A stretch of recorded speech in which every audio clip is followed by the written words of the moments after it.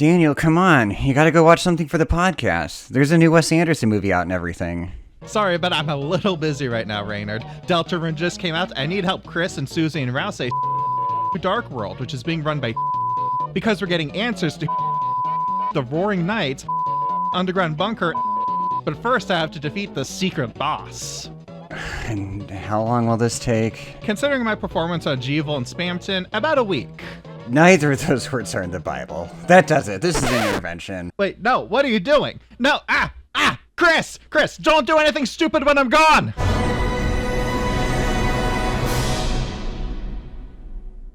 We're back again. That we are.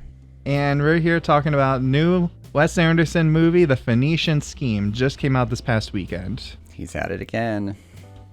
He is indeed at it again. And we talked last time. He released a movie with Asteroid City. Mm-hmm. And now he's back with Phoenician Scheme.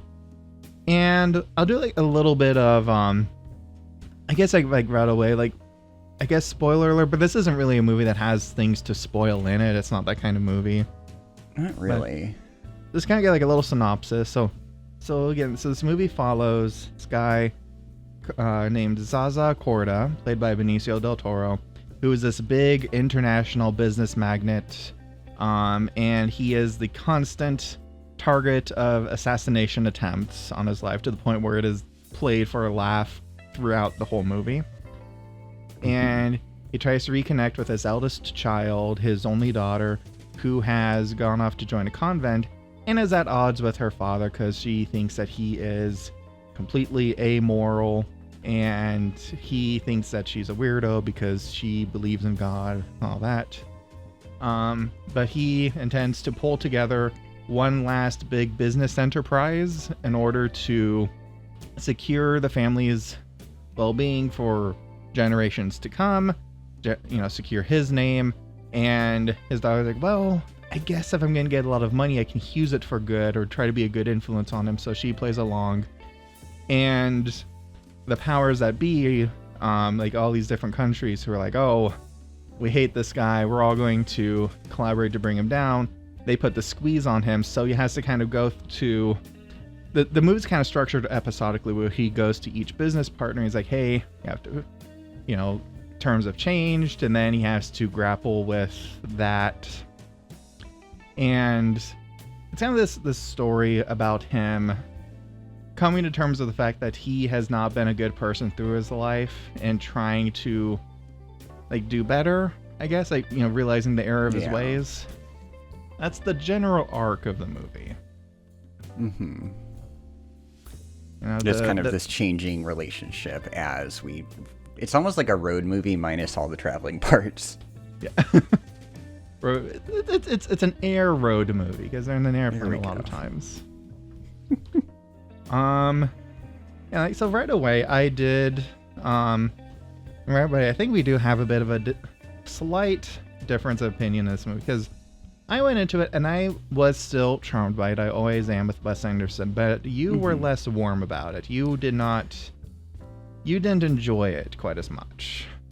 Yeah, it just didn't do it for me this time around. I think Wes Anderson's one of those filmmakers that I'm always interested to see what he's going to do next. And I think that you can always rely on his films to have really interesting, intricate production design that's fun to just look at in and of itself. And this is no exception. It's going to be fun to talk about. But I don't know, there was a glib stoicism to this film that I just didn't gel with, and I couldn't get past that, and I just kind of found myself becoming honestly kind of bored over the course of the film. It was really easy to just check out and I wasn't invested in these characters just because the way they were being put together. And I know that's kind of his shtick if you see it across the his sort of filmography, but there wasn't the kind of other stuff going on in terms of the subtext of the tone that I think he's done really well elsewhere that just wasn't present in the same ratio for me here. So I couldn't connect to it. Yeah, I do think that, because again, even though I did enjoy it, and there was a lot of like the comedic bits did work for me. Mm-hmm. It did feel like it was a little thin, so to say, and for comparing it to some of the best of Wes Anderson's movies. Because while I liked the comedic, a lot of the comedic points, and it's still very lovely to look at. His craft there is still very well done. There wasn't a whole lot of that dramatic stuff going on here that I think the best of his movies are able to include along with the comedic bits. Yeah, I thinking of Grand Budapest is probably his masterpiece to now, and there's an edge to that, and I don't mean that in the dark Snyder cut way, but there's just this acid to it in this anti-fascist vein that's just very there's an anger that's kind of buried underneath that film, or when we saw Asteroid City, there's this kind of ennui that's present, and so there's something going on underneath the surface that these very kind of not flat characters, but very kind of they don't present and front their emotions a lot in most of his films, but there's something you can tell is kind of bubbling, whereas here it's kind of there, the kind of morality arc of Zsa Zsa, but I don't know, it just didn't have the right kind of little kind of internality in the same way. Right. It's like Mia Threapleton, I feel like she's, playing a very stoic, kind of sardonic character. Mm-hmm. But I almost feel like might have leaned too much into that, because it just kind of feels like, I don't know, too deadpan. It's a character I think would be funny in a contrast with a regular cast of characters in another movie. But when you're surrounded with Wes Anderson characters who all have that deadpan delivery, that effect feels a little bit muted here. Right. With her character. Yeah, it's just kind of a little bit too much of the same thing, which is something that's kind of I think, even aside from the whole Wes Anderson, he's become a parody of himself thing, I think that people at this point, that argument or that thing is kind of irrelevant. It doesn't matter, saying that he's doing what he's doing, because he's just an artist that has a very specific kind of modality to his storytelling, and if you're not on that bandwagon, that's fine, but to try to force him into a different box is insanity, a shoebox, if you will. Right. I don't know, I've been rewatching the Twin Peaks again recently, and by season 3, these conversations are so opaque and circular, and then there's a 30-minute depiction of a nuclear bomb going off that's just static in color forms, and I'm oh my god, this is the greatest thing I've seen in my life, and probably better than Oppenheimer or something, but it's that's I have just decided that this is my kind of obtuse arty-farty bullshit, and I have a harder time with Wes Anderson stuff, but I recognize that that's absolutely valid and fine for that's how he wants to do it. So, but again, there's still levels of it that I could either be on board with or not. Yeah, it's and I'm very much in the camp of I really like his stuff. People say, oh, he does the same thing over and over, and it's you fool. Do you blame the baker for making a cake a dozen times a day? Exactly. So as we're talking here, I'm coming at it from the angle of, what is he accomplishing here? What might be done better in the future? That kind of a thing. Mm-hmm. But I'm absolutely coming to it as a fan of his work. And one thing that I'll say that really worked for me here, Michael Cera. Oh, he's the absolute highlight of this film. And he is able to really accomplish that melding here, where again, he accomplishes that very particular way of talking and presenting that is, again, the Wes Anderson acting technique, so to say. But he's still able to deliver something a little bit more to it, because beneath the whimsy, there's always in all these movies, like an undercurrent of, like, sadness or anxiety or something like that. And you can tell here that, he's pining for Sister Liesl, that is Zaza's daughter. And, and you can just see that, there's something else going on with him. And I really liked that. I really liked his performance here. I hope we see him in more of these movies going forward.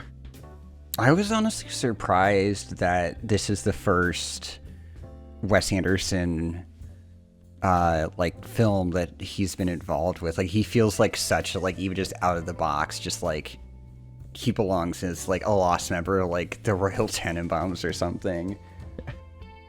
There's gonna be, luckily for us, these like Wes Anderson cast lists are like the Blob, where it's like you get sucked in and then you're never let go.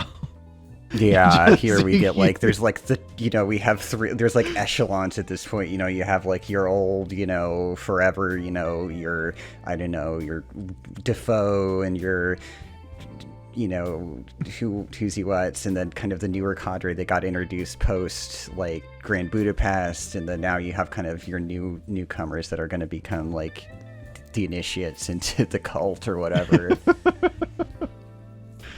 You got your Bill Murrays, your F. Murray Abrahams. But yeah, Bill Murray and like the least egotistical cameo of all time. So I'm just God. And the entire time I'm like, wait, is that Bill Murray? And then sure enough, final credits roll up and I'm like, oh boy. I mean, to be fair to him, he does have experience playing that role. Oh God, I forgot about that. Oh, you forgot about the Garfield movies? But yeah, so I liked Sarah in this. I do think that the storytelling on this one felt a little looser, I guess is like the best way I can describe it, where it's kind of like I get the point of what's at stake and everything, but it's kind of like there's a lot of talk about the gap that is, once the cabal of like international bureaucrats who are like, well, first of all, it's kind of like, oh, okay, that's an interesting thing to depict here, but who are all like, oh, we're going to skyrocket the price of steel bolts and that'll ruin his business empire. And that's the gap that comes in, where he has to basically pony up like billions more dollars in order to make this project work, or it all goes to bust and they lose everything. And so, he's like, so he's trying to like work all this out. And I don't know. I just saw it this afternoon, and maybe I was a bit tired, but I found myself kind of like, okay, I get what's at stake. I get what he needs, but how does this all work again? Yeah, there's something about, because like it follows, like he wants to make this like it's what, like a dam, like a hydroelectric dam or something, and like a canal, and there was something else, I think, but it's like each episode is him going to one of these like, power brokers essentially and trying to get funding from them, and he's like, okay, I need to get X amount from each, and not each time he's not entirely successful with that, but like within each, so it's like, okay, I kind of get the superstructure of this, but like within each one it just kind of almost reiterates the same, like, 'cause there's like a little moral thing going on with him and with Liesl, and it's just like, okay, but how is this all like connecting? It felt very detached, like each one was like a movie in itself, and they come together at the end, but it was like, okay, what was the road to this? Yeah, it's like at the very end of the movie, they only come up with half the gap. He tries to ask his brother for it, and there's this ongoing plot where Zaza's daughter might actually be his brother's daughter. Yeah, and I didn't even I was like, okay. And like every time I brought up, I was like, oh yeah, that's a plot thread we were supposed to be following here. Like, I just kept forgetting about things. Like, there's that. There's kind of at the periphery, there's the whole, like, Richard Ayoade's, like, guerrilla revolutionary thing that, like, they show up and that they kind of reappear. And it's like, oh, that's right, you were kind of in this somehow. It was a little bit kind of there was a lot going on, and it was extremely like declarative in its exposition, as he is wont to do. But like somehow, because of or in spite of that, I was like, I don't know, man. Like, there's just so many moving pieces, and I'm playing checkers, and you're playing chess here. Yeah, there's a lot of I feel like the storytelling just as a whole wasn't quite where I would have hoped it would be. It isn't as compelling as I would have wanted it to be. And you know, like you said, like, because there's a lot of like, oh, we're going to just say like, this is the thing that is happening. You know, it's like, you know, at the moment, at the very moment that I'm speaking to you, there's many agents that are working behind the scenes in order to do this, this, and that. And I will now list each of the things they're going to accomplish. And at the end, I will have the finished product in my hand right here at the end of that montage. You know, like something like that. Right. And, you know, at the best of times, it's like, it's kind of like a fun, tongue-in-cheek kind of a thing. But other times, it can just feel like, I don't know, almost being jerked around a bit with the dialogue, where it's like, oh, it's this thing is happening. Oh, that thing we have to focus on now. And then, you know, process all of this in order to get through the scene. Right. I feel like Wes Anderson, both as like a storyteller and as a filmmaker, has this way of making everything seem effortless in spite of how much is going on. It's like this very complicated Swiss clock that is just all these little like jewel coordinated movements that are like all coming together, and you're aware of how rigorous this is, but it just glides along smoothly, whereas this one kind of felt like it was breaking a sweat. You could kind of see the parts sort of starting to kind of strain against one another, and it was kind of, and for me, in that, like, the end result would be kind of checking out of it and just being like, okay, it's not, you know, coming together in this like effortless sense. Yeah, I think that's a good way to put it. It's like there's even just like the way I describe it right now, where it's like there's scenes that I felt like I had to get through instead of just gliding along very, you know, a few times I was like, all right, I'll get this out of the way and we'll get to some better stuff soon. And it, you know, would get to some better stuff, but, you know, I guess, you know, when it comes down to it, like, not every film can be a super high winner, you know? Sure.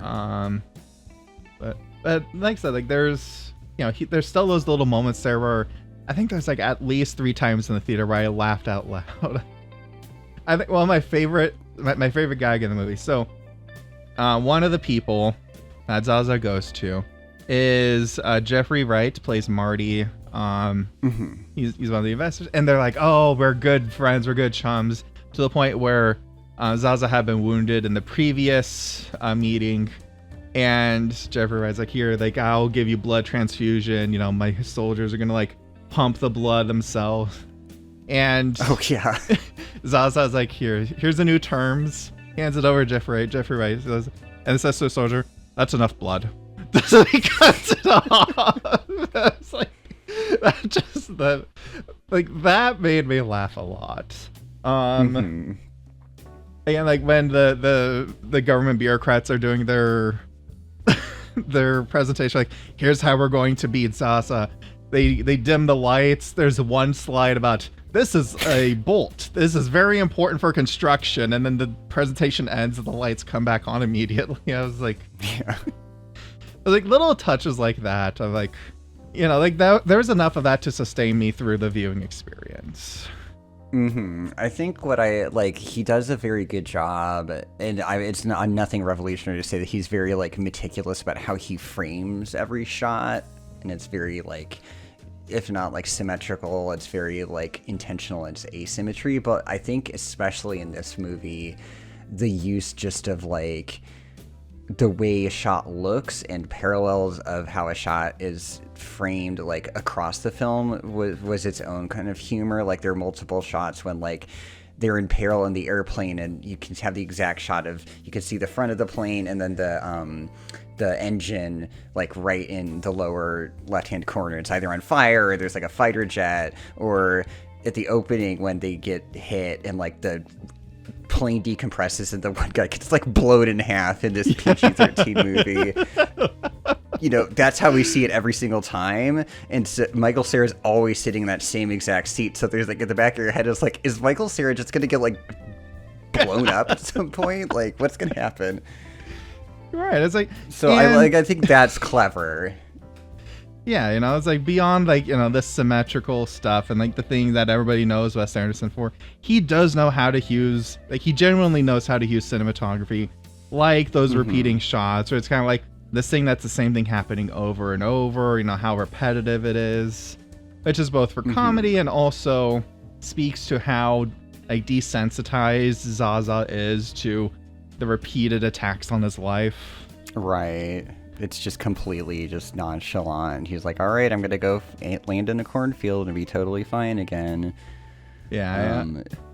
Another thing that I liked was that there's a difference between the beginning of the movie and the end of the movie. So, beginning of the movie, Zaza has like this big, giant manor, and when his daughter's like, sits down on the table with him, it's very zoomed out, and so it emphasizes the big empty space around her, around the table. It feels very like cold and empty. Later in the movie, to cover the gap, the reformed Zaza is like, I'm gonna give up all of our family fortune so that this infrastructure can still exist and we can, as he says, properly pay the slaves and things like but basically, it's like, we're gonna do it like ethically and all that, even if it means bankrupting myself. And his new business is this very humble diner, and at the end of the movie he sits down with his daughter and they play cards, and this time around it's much closer, the room is cozier, and it's a really good contrast there. Again, he knows he's not just playing up a parody of himself. He knows how to use the cinematography to tell an emotional arc. Yeah, I think his camera was less athletic than it can be sometimes. Like there was less of, he loves using those kind of like not like the kind of like whip pans in conversation to like, first we're facing one and the camera's going to spin around and face the next person, and these like 90-degree like rotations. Like this was much more like you're saying, it's like using like negative space and like a static just kind of lockdown shot to like pick something and okay, how like what is our relationship, and defining it through that up until like I guess Benedict Cumberbatch and Benicio del Toro like fighting, and it's like ceramic pot camera or something. I don't know what to describe that like situation. I love that so much. It's just because Benedict Cumberbatch just like stares down the camera, is like, I'm gonna kill you myself, and then just like shake the camera. It's though again to kind of like, I guess, to swing back to like being more critical again. That was another arc that I feel like kind of fizzled out as well, because I thought it was much more interesting to have like all these different countries from like even from opposing power blocks all attempting to assassinate Zaza, because he's just like that much of a perceived threat to their well-being. But then in the end it just turns out that it's his brother trying to kill him repeatedly. Right. And this like, kind of animosity between them. Yeah, and it's like I don't think it's a bad thing in and of itself. It could have been an interesting twist, but there wasn't enough built up there, I think, for me to be like, oh, that feels more compelling than what I had perceived previously. Yeah. I think like both that, it's just, I think the film overall just feels so understated and backhanded that it kind of dissolves some of the impact of the events that are going on. And I get that that's probably intentional, but at a certain point you just have to ask to what effect, because we have that relationship between him and the brother that's supposed to feel like it's building towards something, and it just kind of appears and happens. And I felt kind of similarly about Liesel's whole relationship to, like, she's a initiate in an order of nuns, and like that relationship, and kind of getting turned away from that and still holding true to her ethical or moral beliefs, and that just kind of was a non-event. Nothing really comes of it. It just sort of, the whole thing feels like a bit of a shrug, and at that point I just wonder what I'm supposed to get out of it. Right, there's no big payoff. There's no, big shootout inside the hotel, or there's no big climactic battle between the forces of Bogus Bunsen Bean and the woodland animals, that kind of a thing. Or sure. Or even like, I don't... Or, oh, go ahead. I don't know. I just I don't think the lack of a big payoff is necessarily a bad thing. Like, there are plenty of ways that story can be like that. But if you're going to have this kind of sedate approach to everything, you have to bring the interest and the payoff in some other regard. Right. Like, I was actually going to bring up with Asteroid City, because that has a bit more of an understated ending there, but there's still like, the reveal of like, oh, this is like a show within the context of the movie, and that kind of recontextualizes everything, and we get kind of like an emotional synthesis of sorts, rather than a big but like that's still something. And I feel like that the movie didn't hit the beats that it wanted to as effectively as it should have. Yeah, I think one of the biggest or flashiest sort of shift is Michael Cera, the whole Bjorn reveal, and his very palpable change from insane Norwegian entomologist to double agent, like American, is a good way to write off his absolutely bonkers accent. And it's also like the bigger thing than, or like the more like kind of flashy thing than the central thrust of the father-daughter relationship. Yeah, like there's it's like some of the some of the beats, they did hit, just some of them didn't. Another thing that I sorely missed here is that the music didn't really captivate me. It felt like, I don't know if I just didn't notice it all the time, but I felt kind of barren in terms of the music. That was interesting, because like Alexandre Desplat wrote original music for this, but the large swath of it was sourced from I would say primarily Stravinsky, so it was like derived music, and honestly at points I found myself listening more to that than anything else. Like there was the kind of main line is the opening of the Firebird, that kind of like walking bass line that happens like under the chapter titles and that kind of thing when he's scheming, or at the end of the closing credits you get the finale to that. I think I heard there was like Petrushka at a couple points, and Apollo I think was over the opening credits, but it's a very different usage of music to how he usually does, which I've been trying to think about why the Firebird, and I don't have an answer, but it's definitely not his usual modus operandi. Yeah, it's just like, because that was a big thing that I loved.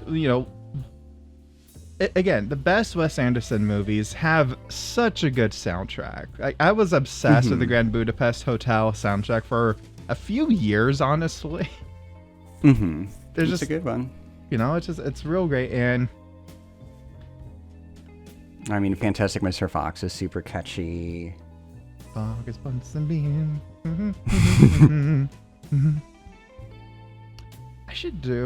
I did a video on Fantastic Mr. But it was when I was still figuring things out, so it's kind of bad. You can do a retake. I'll do a remaster. I'll do a live-action remake of my Fantastic Mr. Is Disney in the room with you? I can assure you, Bob Iger is not standing behind me with a 9mm. Have I ever done my Mickey Mouse impression for you? I would love to hear your Mickey Mouse impression. Hiya, kids! Hey, you should convince your parents to take you to Disneyland, and then they'll give me more money. Ha! It's like spitting image. Jeffrey Katzenberg, you're a punk bitch. Anyways, we're off track. We're The off music, track. the scoring.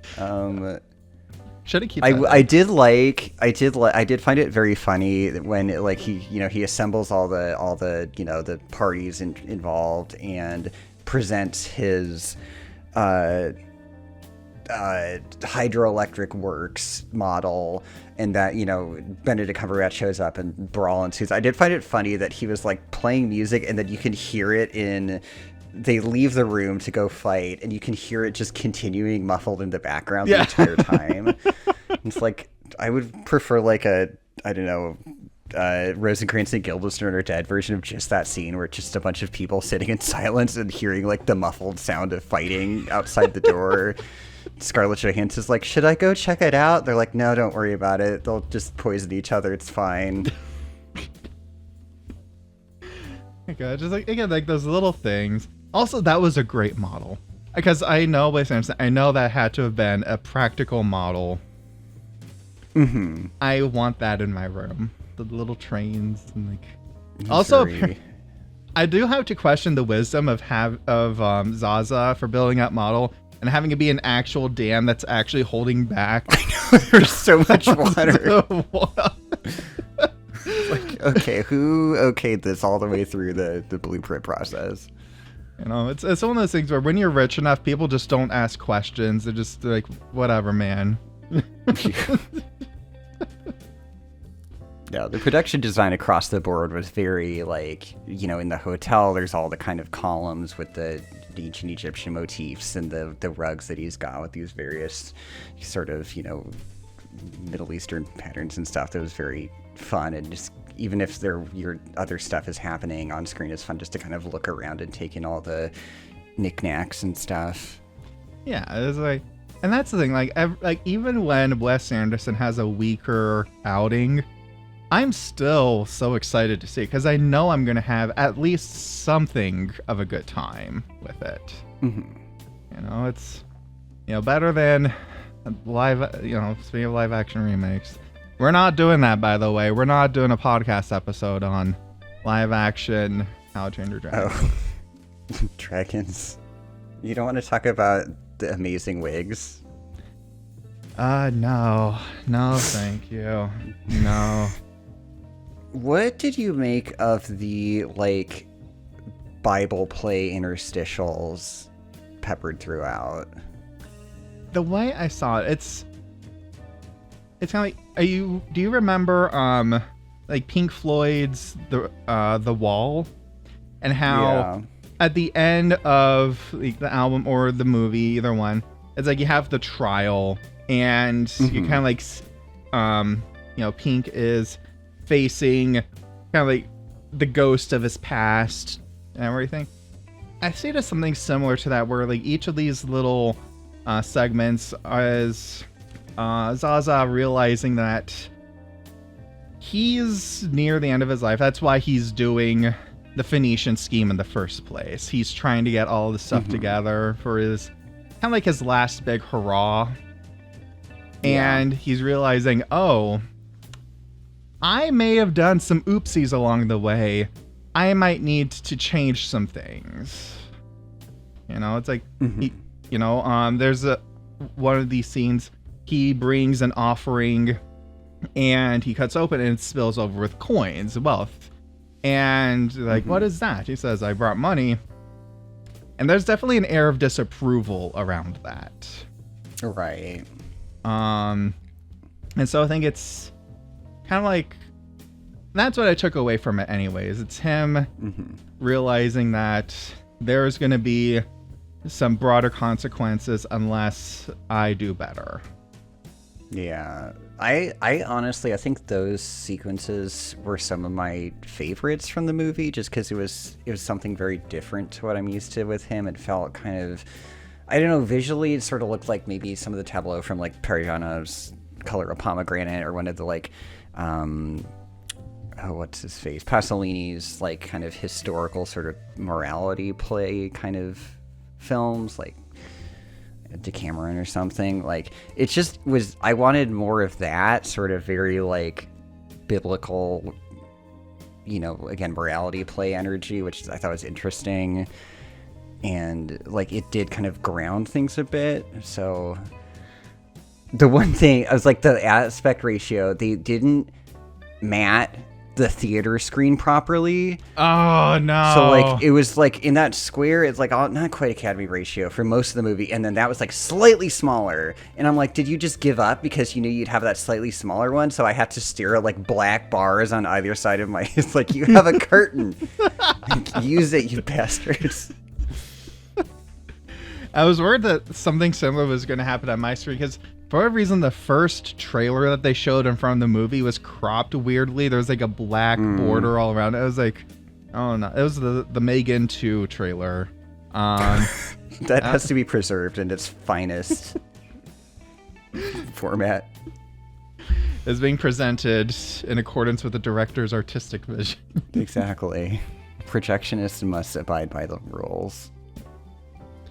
Do you want to do an episode about Megan 2 when that comes out? If it's, I mean, in a heartbeat. That looks so ridiculous. The first one was a masterpiece of modern horror, and this looks like it's basically going to be like Terminator 2 meets Aliens in its energy. Oh my god, it looks so silly. I have to. I'm so excited.